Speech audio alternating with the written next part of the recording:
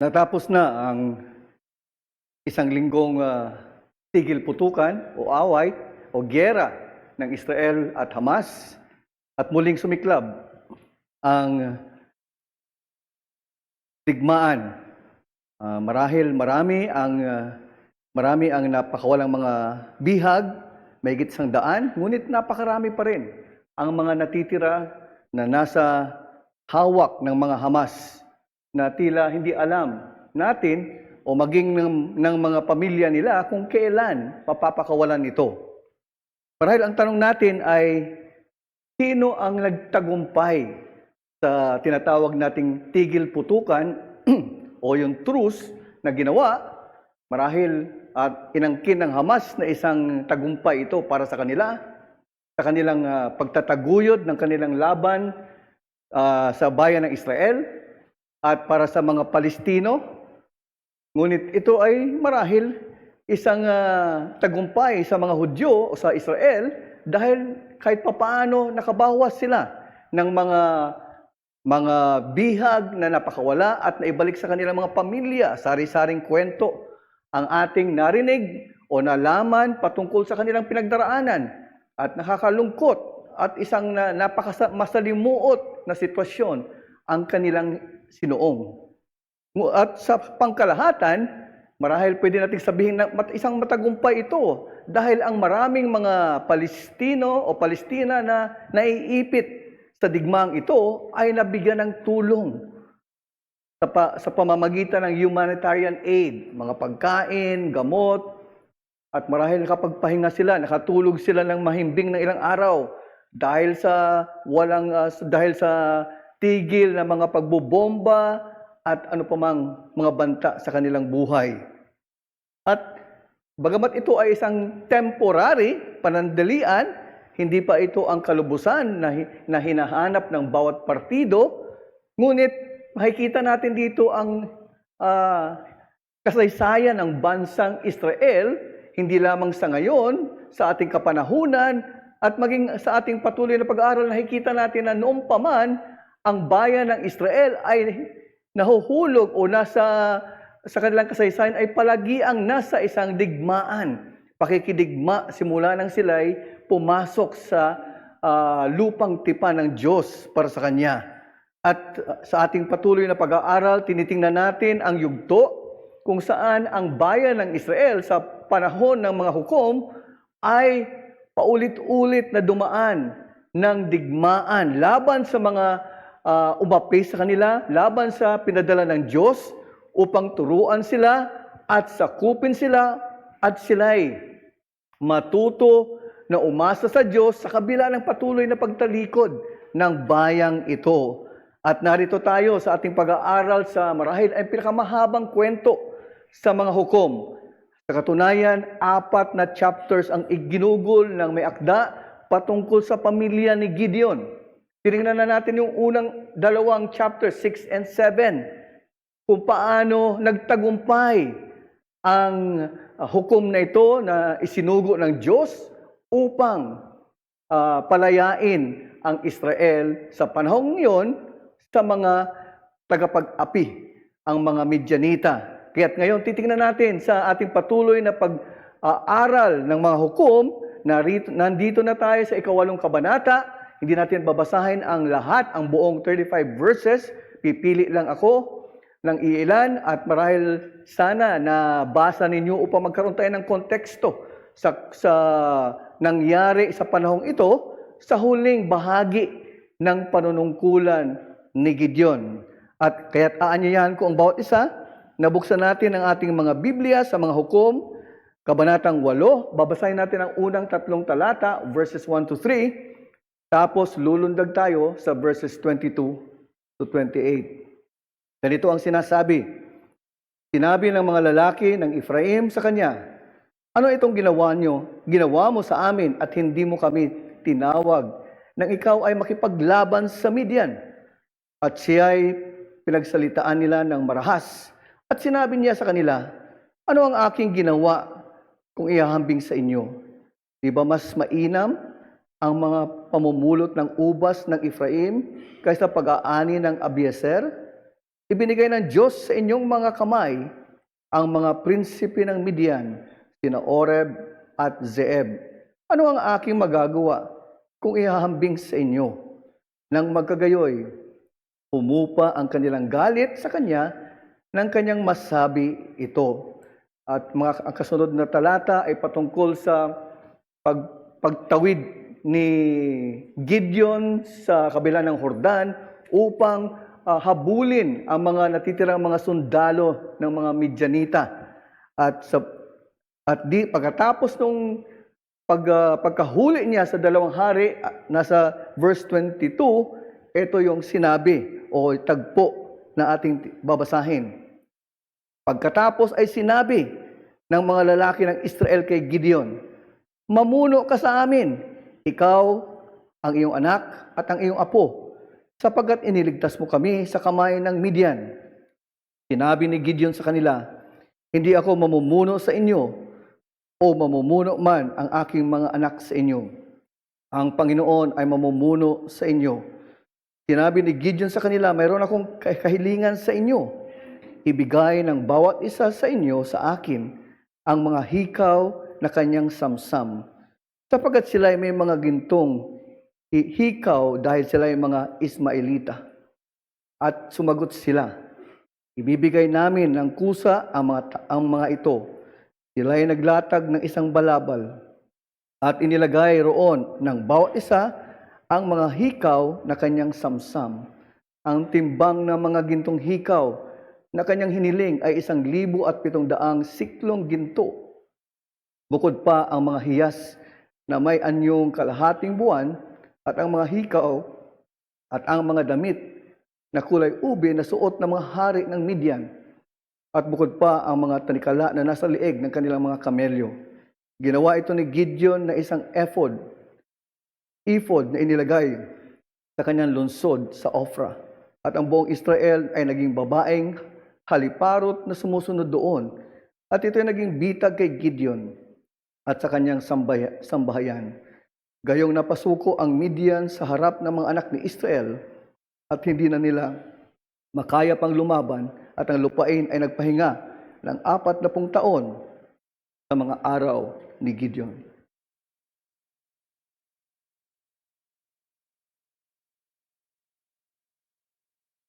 Ngayon ay nasa kabanatang 8 na tayo, at kung mapapansin nyo at kung nabasa, ay biglang may pagbabago sa karakter ni Gideon na ating mapapansin.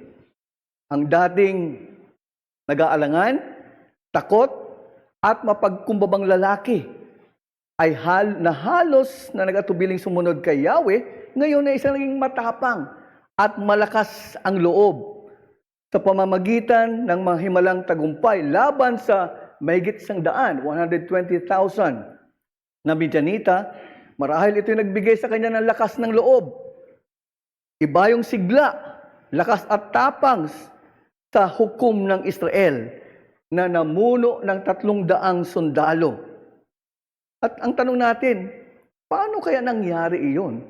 Marahil sa nakalipas na mga kabanata, pwede tayong magkaroon ng konting hint. Paano o ano ang makikita natin sa naging attitude ni Gideon?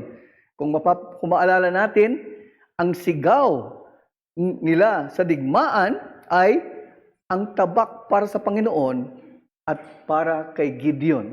Yun yung hudyat o sigaw nila sa kanilang paglusob sa mga Midianita, at nagapi nila ito. Kaya't ngayon, isang malakas na loob na Gideon na handang tapusin ang mga natitirang mga kalaban na marahil nakalusot, at tiniyak na habulin at tapusin na sa tinatawag nating mopping up operations. Matapang na binalaan niya ang kanyang mga kababayan na kanyang gagantihan dahil sa kanyang pagpunta tawid. Marahil ang dalawang lugar, ang Sukot at Penuel, na bahagi ng lipi ng Gad, ay hindi tumulong, na hindi nagbigay ng ayuda sa paghiling ni Gideon na tulungan ang kanyang mga sundalo. Ngunit ito ay ginawa niya, tinupad niya ang kanyang banta. Sa kahulihan, kapansin-pansin din na walang pagbanggit ng may akda sa pangalan ni Yahweh. Ang pangalang Yahweh ay tipang pangalan ng Diyos sa kanyang bayan. Sa unang 2 kabanata, makikita natin at mababasa natin ang pangalan ni Yahweh. Paano siya nakikipag-usap?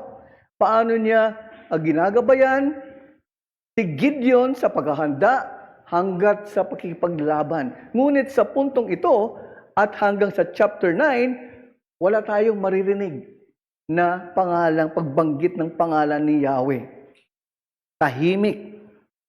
Kaya't isang hudyat na naging makasarili at hindi para sa pangkalahatang pakinabang ang pagsulong o ang paggawa ni Gideon upang habulin ang mga kaaway na ito.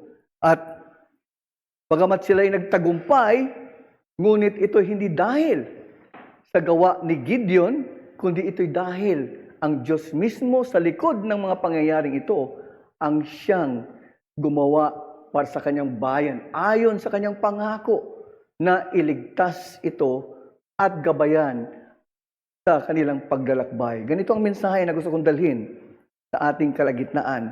Anuman ang iyong nakamit na tagumpay ay dahil sa biyaya ng Diyos, kaya't ang lahat ng kaluwalhatian ay nararapat sa Diyos lamang.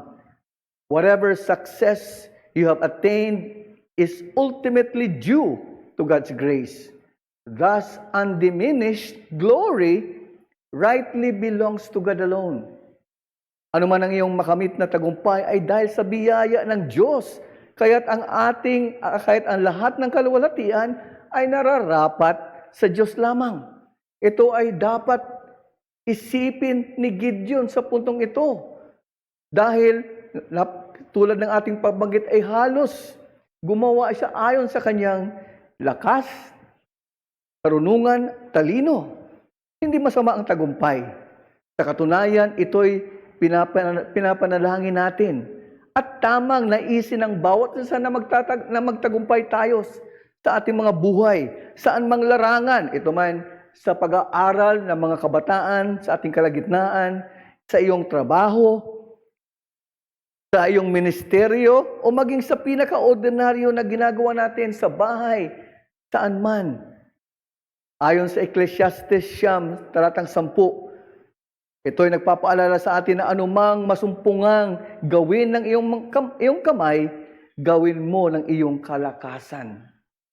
Tama lang na bigyang diin upang hindi tayo magkamali sa pag-unawa sa ating pag-aaralan sa puntong ito, sa yugtong ito, sa bayan ng Israel, sa pangunguna ni Gideon. Subalit, ang ating alalahanin ay huwag hayaang ang tagumpay na humantong sa iyo ay humantong sa iyo na maging daan upang talikuran mo ang Diyos. Kailangan natin ng karunungan upang hindi tayo mahulog sa tukso. Marahil ito yung nangyari kay Gideon. Kaya't 2 tukso na maaring kahulugan din natin na pwede nating pagkunan ng aral sa tagpong ito. Dalawang tukso ang tingnan natin. Tukso na kalimutan ang Diyos, that the temptation or it might tempt you to forget God. At pangalawa, tukso na gamitin ang Diyos, the temptation or it might tempt you to use God. Tingnan natin ang una. Tukso na kalimutan ng Diyos o it might tempt you to forget God. Pansinin natin ang unang tagpo ng ating binasa sa talatang 1-3. Nagreklamo ang Ephraim kay Gideon dahil hindi sila sinama sa unang bahagi ng pakikipaglaban laban sa mga Midyanita. Ngunit paano ito hinarap ni Gideon? Sa pamamagitan ng isang diplomasya. Napakagaling ni Gideon makipag-usap sa puntong ito. Napakalmal niya ang kanilang mga hinaing. Ngunit kung papansinin natin, may problema ang pananalita ni Gideon. Sa talatang 3, ganito ang kanyang sinabi, binigay ng Diyos sa inyong mga kamay ang mga prinsipe ng Midian, sina Oreb at Zeeb. Ano ang aking magagawa kung ihahambing sa inyo? Inihambing ni Gideon ang tagumpay ng Ephraim sa kanyang tagumpay na hindi binigyang kaluwalhatian o pagkilala na ang Diyos ang siyang nagbigay ng kamanghamanghang tagumpay. Kung maalala natin, paano nagtagumpay si Gideon laban sa mga mahigit 100 Midianita?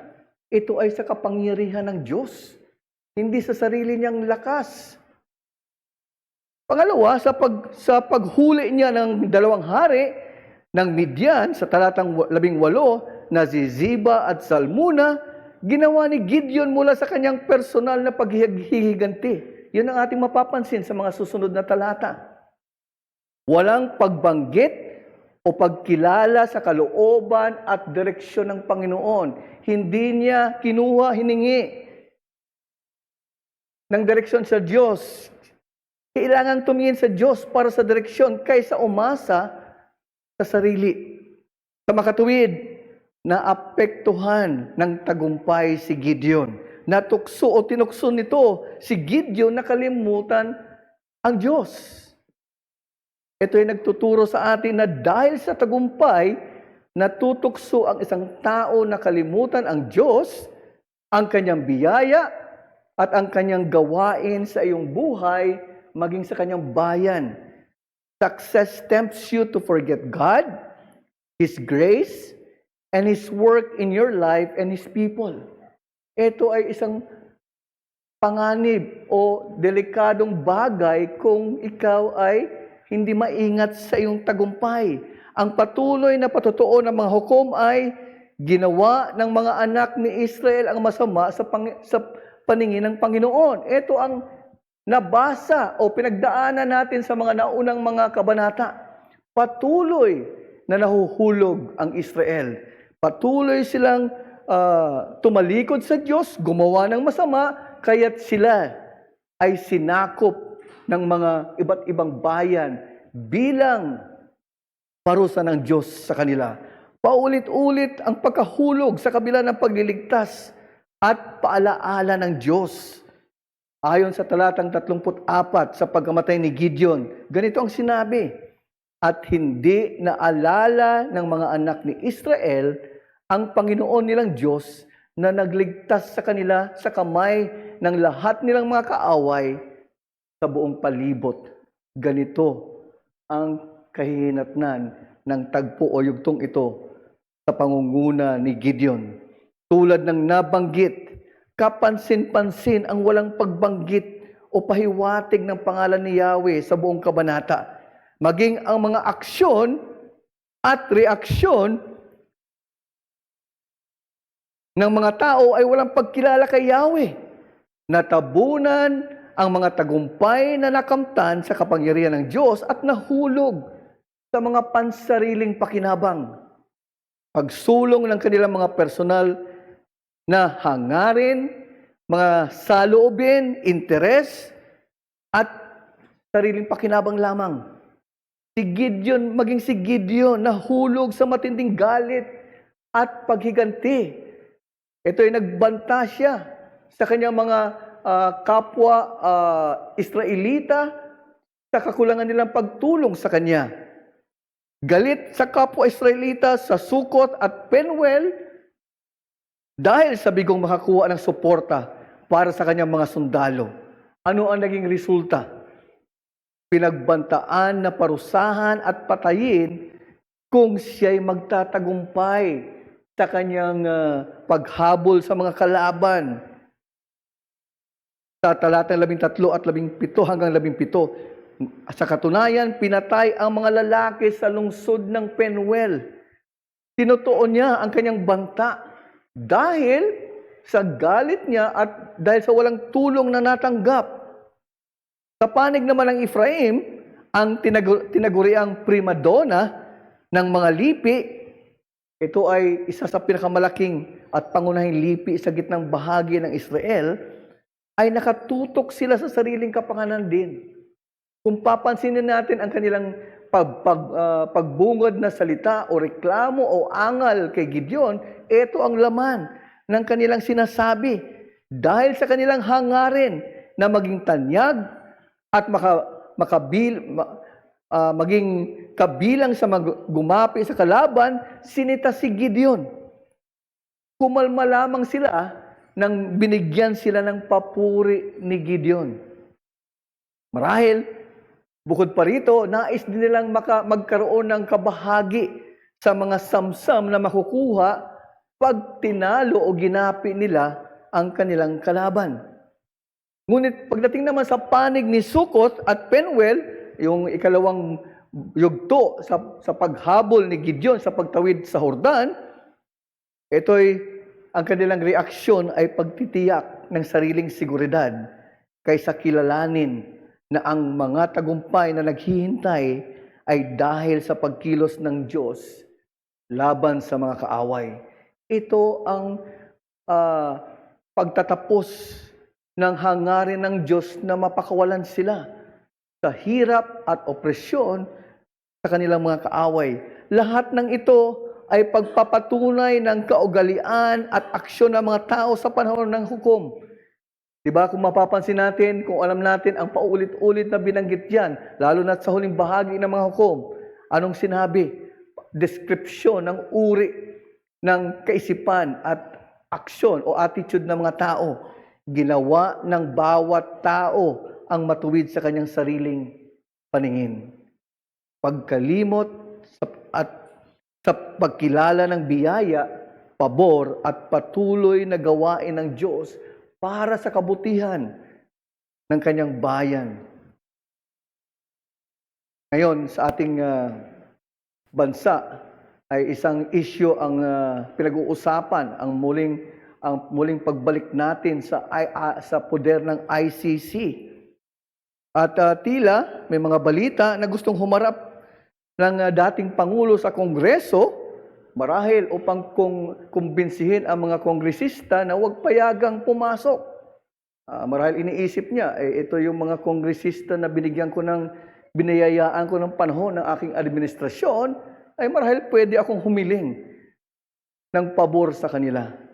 At di natin alam kung anong mangyayari, ngunit sa Diyos ay nakakatiyak tayo na mayroon tayong pabor na matatanggap sa Diyos dahil yan ang kanyang hangarin, lalo na sa kanyang bayan, lalo na sa kanyang mga pinili.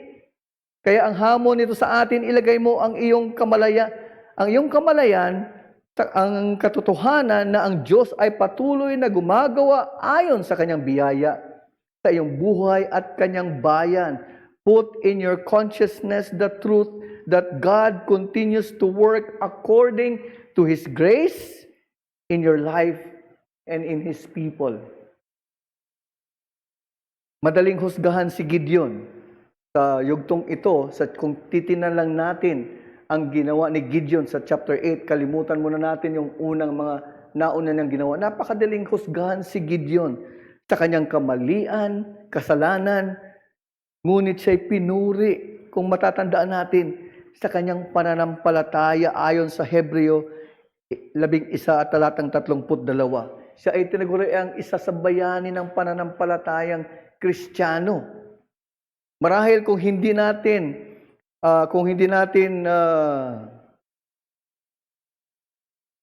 dahil sa patotoo ng naunang mga kabanata sa chapter 6 and 7, kung saan si Gideon ayon sa biyaya ng Diyos ay naging tapat na ganapin ang kalooban ng Diyos, madali natin siyang itakwil na isang malupit na lider, walang puso at hindi maka-Diyos.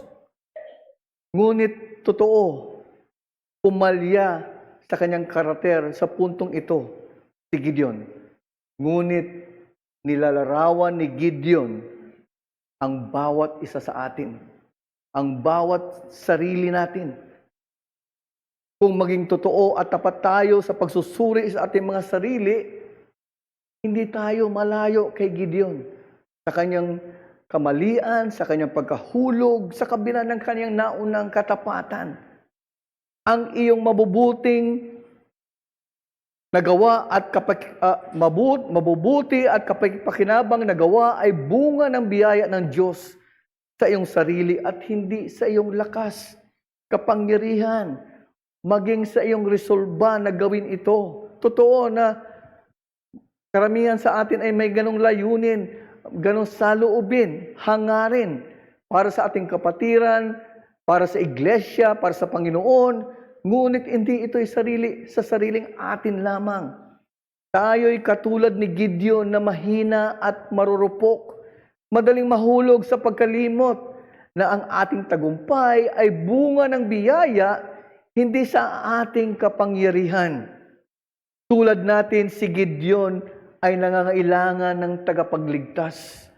Ito ang pinakamahalagang bagay na dapat matutunan natin. Kaya't sa mga hamon na iyong kinakaharap, mga suliranin na iyong dinadala sa puntong ito, biyaya ang alok ng Diyos.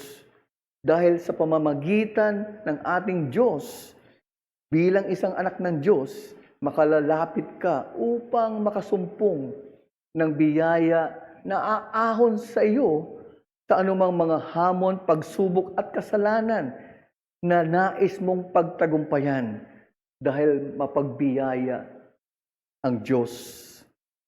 Kilala natin si Tim Keller, isang napakagaling na manunulat, isang bantog na pastor, kinikilalang tagapagturo. Ganito ang sinabi niya patungkol sa success. Success can easily cause us to forget God's grace because our hearts are desperate to believe that we can save ourselves. Totoo, napakadaling makalimot sa Diyos dahil ang akala natin, kaya nating iligtas ang ating mga sarili sa anumang kinasadlakan natin, marahil sa ating mga pagkakasala, pagkakulangan, o anumang sitwasyon sa ating mga buhay. Ngunit ang ating pag-asa o kaligtasan ay hindi ayon sa ating sariling lakas. Ito ay masusumpungan natin, malalampasan natin dahil mapagbiyaya ang Diyos.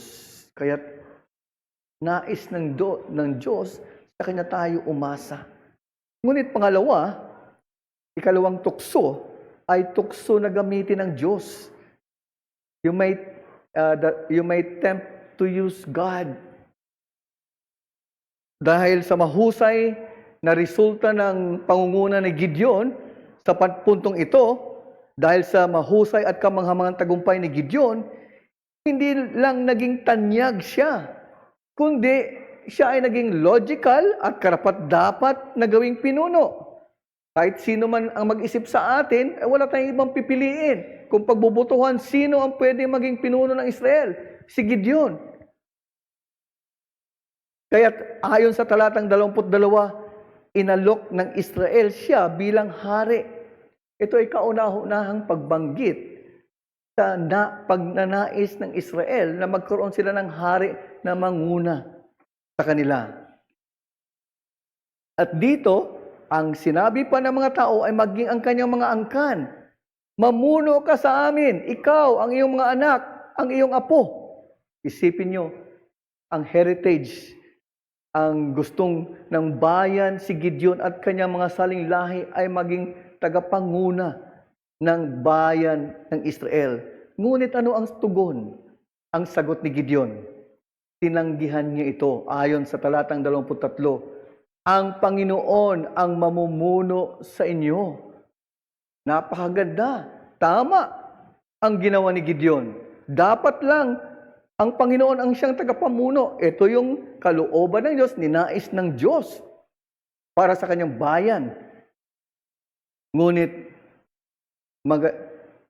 ito ay maganda at tama, ngunit ang hiling, may hiling at hirit si Gideon. Hiningi ni Gideon ang mga gintong hikaw na samsam. Ayon sa ating binasa, 1,700 siklong ginto or approximately mga 40 to 43 pounds. At anong ginawa niya sa gintong kanyang nakuha? Ginawa niya itong ephod na iniligay sa lungsod ng Ofra. Ano ang ephod?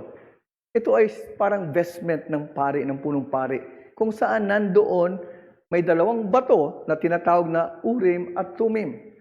Kung sila ay sasangguni sa Diyos, Gagamitin yun ng pari upang magbigay ng desisyon kung oo o hindi ang tugon at sagot ng Diyos sa kanilang ninanais o katanungan. At ano nangyaring resulta? Ito ay nagresulta ito sa halos, dahil sa ginawa ni Gideon, nagresulta ito sa halos pagtitiyak sa kanyang sarili na ang mga tao ay patuloy na hihingi ng patnubay mula sa kanya. Totoo, tinanggihan niya ang pamumuno, ngunit mayroon siyang matalinong ideya. Sa pamamagitan ng ephod, hawak niya marahil ang bayan dahil sa kanya lalapit ito upang huminga ng payo dahil sa paggamit ng gintong ephod, kailangan nilang magtanong sa Panginoon. Ginamit ang kanyang tagumpay at posisyon para sa sariling pakinabang, interes sa halip na paglingkuran ng Diyos. Ito ay nagtuturo sa atin na maaaring tuksin ka ng tagumpay na gamitin ang Diyos sa halip na ikaw ay maggamit o maging kasangkapan ng Diyos. Success can tempt you to use God rather than be used of God.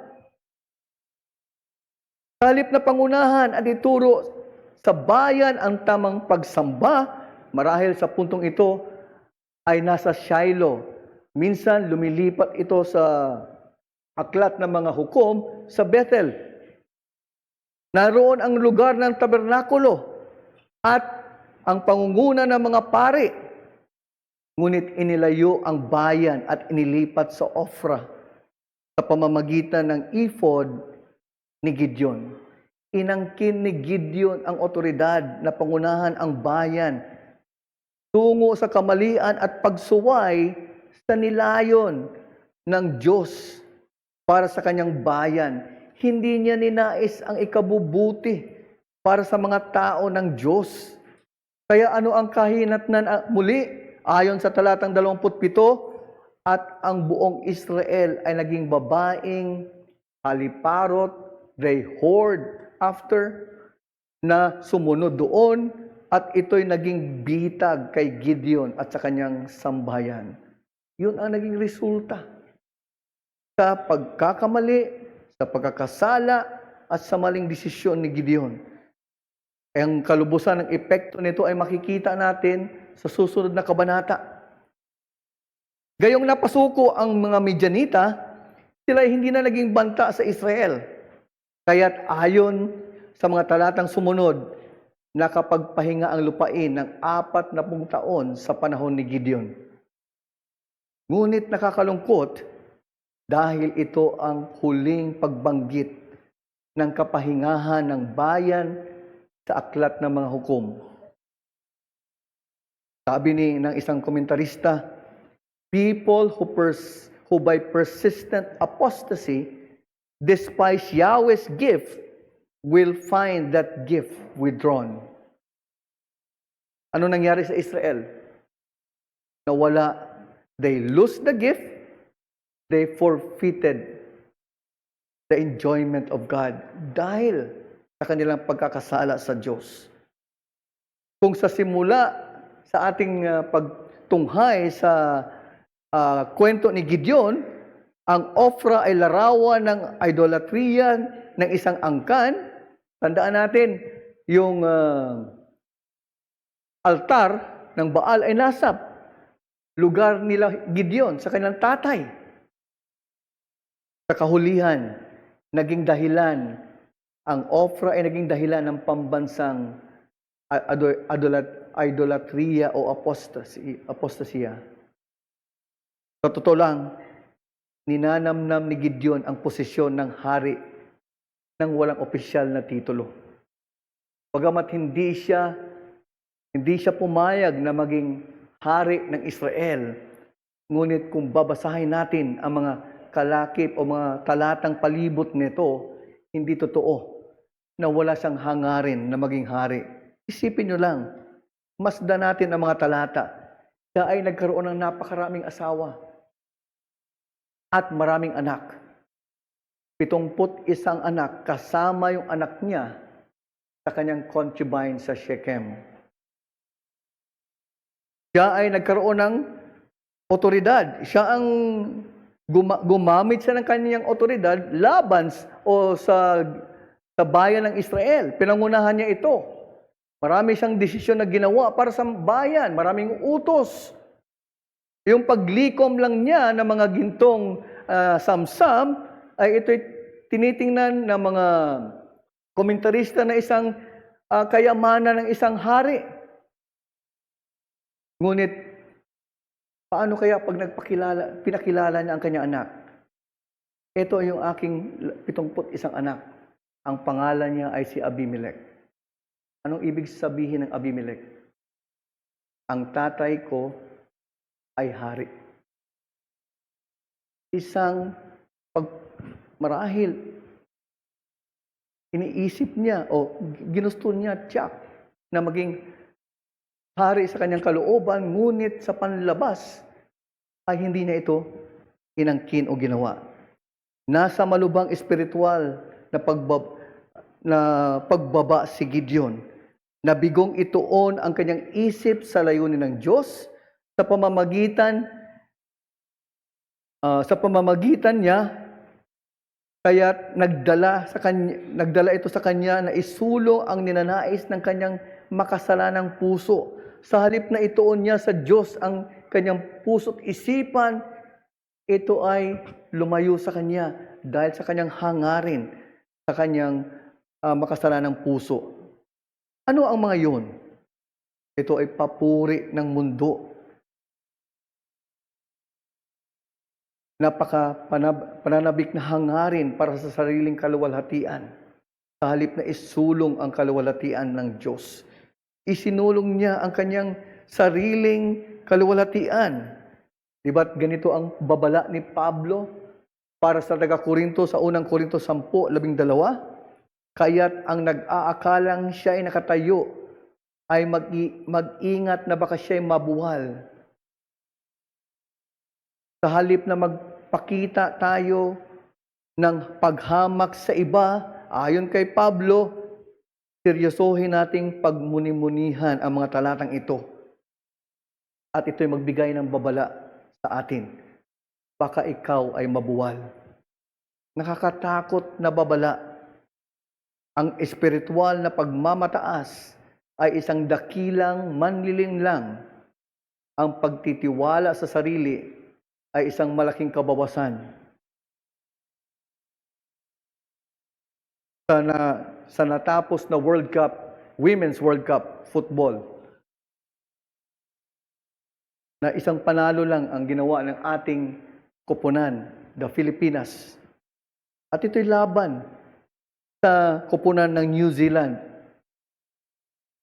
Hindi marahil ito'y isang napakalaking panalo, lalo na sa unang bansa na nakapasok sa World Cup Finals.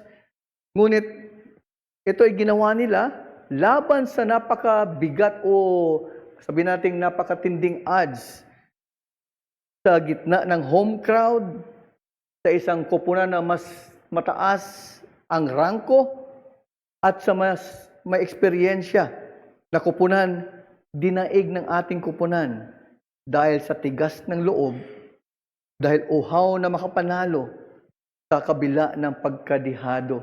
Marahil ang naisip ng New Zealand, kami mga veterano, nasa amin ang crowd, nasa amin, mas sanay kami sa klima, ngunit dinaig sila. Marahil dahil mas uhaw at naging kumpiyansa sila dahil marahil sa kanilang akala na kami ay mananaig. Ngunit hindi yun ang nangyari. Kaya't ang babala sa atin at ang hamon sa atin, mag-ingat na huwag ipagmalaki ang iyong tagumpay upang hindi mahulog sa tukso. Be careful not to take pride in your success so as not to fall into temptation. Huwag ipagmalaki ang iyong nagawa. Tandaan kung ano ang meron ka o kung ano ka ngayon ay dahil sa kabutihang loob ng Diyos. Hindi ganap sa iyong sarili, kundi gawa ng biyaya sa iyo upang makapagpatotoo ka sa kabutihan at kadakilaan ng Diyos upang siya'y maluwalhati sa iyong harapan sa mundong ito. Hindi maramot ang Diyos sa karangalan, ngunit huwag angkinin ang kaluwalhatian na hindi nararapat sa iyo. Ang laging paalala ng Diyos ay huwag mo siyang kalimutan dahil siya ang nagbibigay ng lakas, oportunidad, ay galing sa Kanya. Siya nga ang bukal ng pagpapala ayon sa isang awitin. Ngunit napakadaling sabihin natin, ang Panginoon ay mamumuno sa iyo. Ngunit ito ay isang bukang bibig lamang na walang kaakibat na ebidensya ng aksyon, ito ay kaduda-duda. Ang tumatatak sa mga tao ay hindi yung iyong sinasabi kung paano ka, kung ano ang iyong pinapakita sa kanilang harapan, sa iyong pamumuhay, sa patotoo na iyong ginaganap sa harap ng mundo ng iyong ginagalawan. Matagumpay si Gideon sa maraming aspeto, ngunit hindi kayang iligtas ang Israel sa kanyang makasalanan at mapanirang paraan. Ayon sa talatang 33, sa pagkamatay ni Gideon, ang mga anak ni Israel ay bumalik at sumamba sa mga Baal. Oo, nagkaroon ng 40 panahon ng kapahingahan. Ngunit ng pagkamatay niya, anong nangyari? Muling bumalik ang Israel sa pagsamba sa mga Baal. Nag-umpisa yon sa buhay pa si Gideon. Marahil ito ay ang malaking impluwensya ay dahil sa kanyang ephod ay tuloy-tuloy na bumulusok hanggang sa kanyang pagpanaw. Ang hangarin na gawing hari si Gideon ay nagpapahayag sa bayan na magkaroon ng proteksyon, pag-alaga, pangunahan, subalit hindi siya ang hari na kanilang kailangan. Hinagad nila na magkaroon ng hari o ituring na hari si Gideon.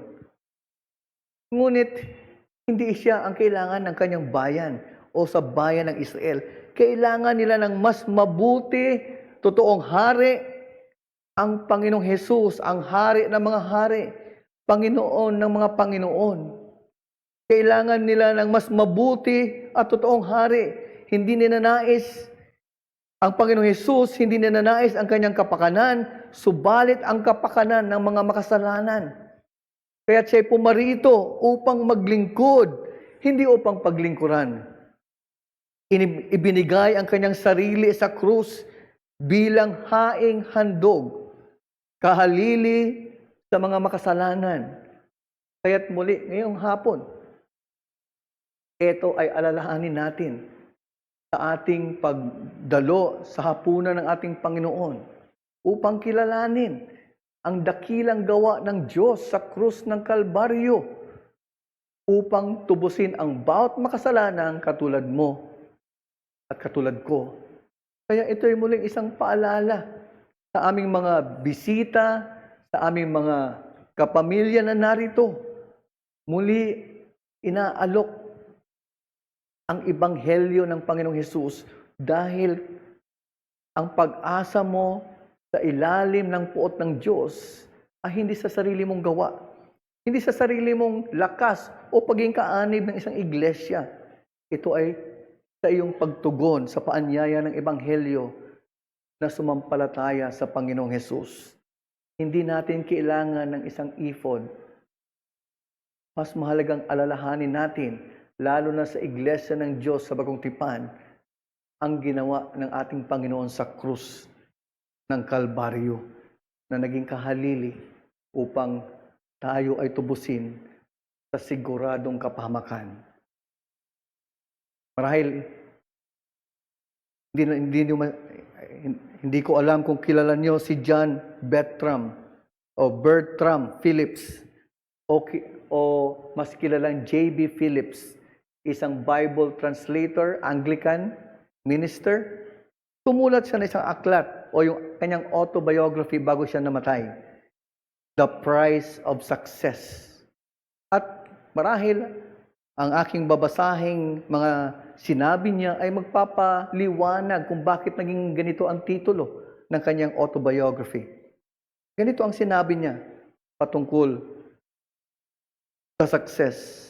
I was not nearly so aware of the dangers of success, the subtle corrosion of character, the unconscious changing of values, and the secret monstrous growth of a vastly inflated idea of myself seeped slowly into me. Vaguely, I was aware of this. Ganon kadelikado ang tagumpay kung hindi ka maging maingat, kung hindi ka magkaroon ng karunungan, dahil may kaakibat itong panganib na magdadala sa iyo upang hindi lamang kalimutan ang Diyos, ngunit gamitin pa ang mga katotohanang meron ka ang posisyon mo para sa iyong sarili kaysa maging kasangkapan sa kalwalatian at pagsulong ng kaharian ng ating Panginoon. Sa ating huling pag-awit, ang ating pag-asa ay hindi nasa sa ating mga sarili. Ang ating pag-asa ay nasa batong matibay. Ang pag-asa ko ay natatag kay Jesus na katwiran. Siya rin ang mag-iingat sa atin sa anumang mga panganib, lalo na sa gitna ng mga tagumpay ng ating nararanasan. Dahil sa Panginoong Jesus, doon tayo makakasumpong ng biyaya upang ilayo tayo sa pagkalimot at sa halip na gamitin ng Diyos, paglingkuran siya ayon sa kanyang ninanais para sa ating mga buhay. Awitin natin ang huling Tagalog hymn, Ang Batong Matibay. Magbukas tayo sa panalangin. Muli dakilang Diyos, kami po ay nagpupuri, nagpapasalamat dahil kami ay naturuan nyo at napaalalahanan nyo muli sa mga nakalipas na kwento ng iyong mga banal kung paano ang inyong bayang Israel ay lumayo, lumihis sa inyo, ngunit patunay ng inyong pangakong tipan ang inyong pag-alalay sa kanila sa kabila ng kanilang mga pagkahulog. Ngunit tunay nga, Panginoon, na napaka-pait at malungkot na mga pangyayari kung ang iyong mga anak, ang inyong iglesia ay hindi manatiling tapat.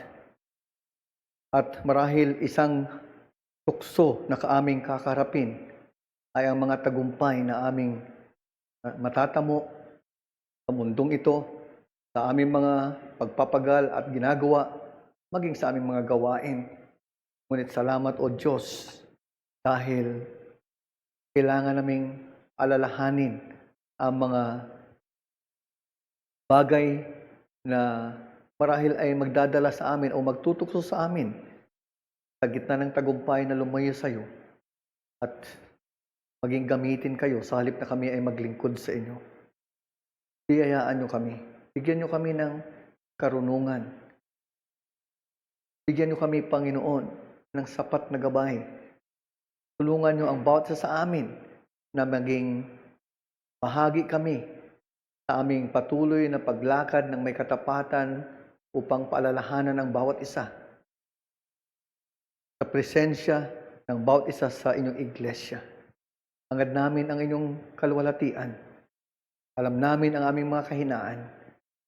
Ngunit kayo ang nakakatalos nito. Salamat sa Panginoong Hesus dahil siya lamang ang makakapagligtas ng isang masahol na makasalanan. Subalit sa aming patuloy na mga hamon sa buhay, hindi kami pwedeng manangan, umasa sa aming sarili, kundi sa Kanya lamang ang mapagbiyayang Diyos at tagapagligtas. Hiling namin, Panginoon, na kami ay iyong patuloy na ingatan. Dahil kayo ang aming Diyos na gabay, kayo ang aming kasapatan. Ito ang aming panalangin at hiling sa pangalan lamang ng aming Panginoong Hesus. Amen.